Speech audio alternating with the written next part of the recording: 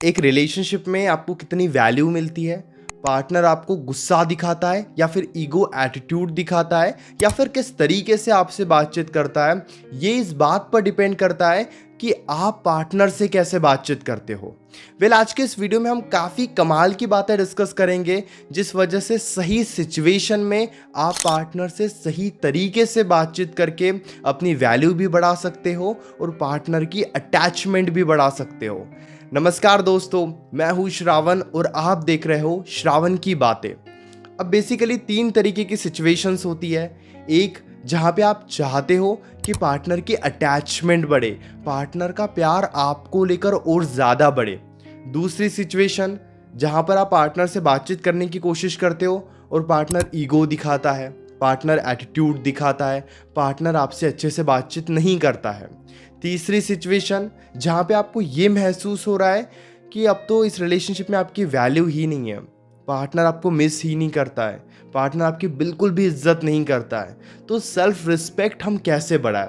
अब इन तीनों ही सिचुएशन में आपको कैसे बातचीत करनी चाहिए ये मैं आपको बताता हूँ। सबसे पहली सिचुएशन, अगर आप चाहते हो कि पार्टनर की अटैचमेंट बढ़े तो आपको push and pull technique follow करनी चाहिए। पुश एंड पुल टेक्निक का क्या मतलब होता है कि एक दिन आप उन्हें बहुत अच्छे से अटेंशन दो, उन्हें स्पेशल फील कराओ, और फिर एक दिन थोड़ा उन्हें ये महसूस कराओ कि आप अपने ज़िंदगी में बिजी हो, आपका ध्यान आपके लाइफ के ऊपर है। पुश एंड पुल टेक्निक का यही मतलब होता है, जहाँ पर एक समय पर आप उन्हें अटेंशन देते हो और एक समय पर आप उन्हें थोड़ा इग्नोर करते हो, ताकि वो आपके बारे में सोचे, ताकि वो थोड़ा आपको मिस करे। जब आप पुश एंड पुल टेक्निक किसी के सामने फॉलो करते हो तो वो सबकॉन्शियसली आपके बारे में सोचता है। जैसे मान लीजिए कल आपने उन्हें बहुत ज़्यादा अटेंशन दी, तो उन्हें आज भी पता है कि आप आज भी कॉल्स करोगे, आज भी मैसेजेस करोगे, आज भी अटेंशन दोगे। लेकिन आज आपने उन्हें ये महसूस करा दिया कि आप तो अपने ज़िंदगी में बिजी हो, तो उन्हें तो कॉल्स ही नहीं आ रहे हैं, आप उस लेवल पर बात ही नहीं कर रहे हो, तो फिर वो आपके बारे में सोचते हैं। आप इसे 1-2 दिनों के लिए भी कर सकते हो कि आप 1-2 दिन उन्हें बहुत अटेंशन दे रहे हो और फिर 2-3 दिनों तक उन्हें थोड़ा इग्नोर कर रहे हो। जानबूझकर इग्नोर नहीं करना है, बस थोड़ा अटेंशन कम देना है ताकि वो भी आपके बारे में सोचे और आपसे बातचीत करने की कोशिश करे। अब दूसरी सिचुएशन, जहाँ पे पार्टनर ईगो दिखाता है, एटीट्यूड दिखाता है, गुस्सा दिखाता है। आप पार्टनर से बातचीत करने की कोशिश करते हो और वो आपको गुस्सा दिखाते हैं, आपसे अच्छे से बातचीत नहीं करते हैं। यहाँ पर आपको नो कॉन्टैक्ट रूल फॉलो करना चाहिए एक सही सिचुएशन में। कैसे, मैं आपको बताता हूँ।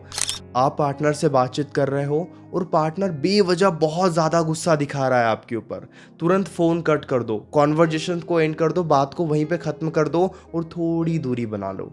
यानी कि जहाँ पर वो आपसे गलत तरीके से बिहेव करते हैं वहाँ पर आपको क्या करना है, इंस्टेंटली थोड़ी दूरी बना लेनी है, नो कॉन्टैक्ट रूल फॉलो करना है। अब वो नो कॉन्टैक्ट रूल 8 घंटे के लिए भी हो सकता है, 1 दिन के लिए भी हो सकता है, या फिर 2-3 दिनों के लिए भी हो सकता है। लेकिन एक समझदारी वाली बात आप याद रखना, अगर वो आपको कुछ गलत बोल रहे हैं तो आप भी उन्हें गलत बोलने मत लग जाओ।